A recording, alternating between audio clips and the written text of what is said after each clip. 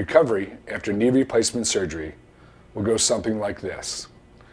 Once you're home, you're safe walking in your home, getting in and out of bed, and even using the bathroom on your own. Within the first 3 weeks, you're doing physical therapy at home, but again, working on bending and straightening the knee, but walking more independently every day. At 3 weeks after surgery, most patients will return to the office on a cane, walker, or maybe no assistive device. The assistive device will be used usually for balance and not for pain control.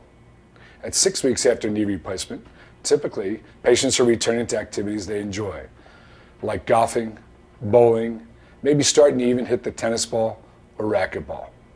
At 3 months after knee replacement surgery, I expect you to return to most of the activities that you enjoy, with the exception of high-impact activities such as running, singles tennis, or anything that requires pounding of your knee. Our goal is to have it last as long as possible. Within that year, you'll get better every month. At your 1-year follow-up, we'll start to forget about this knee replacement. Remember our goal to get you back in your game as quickly as possible.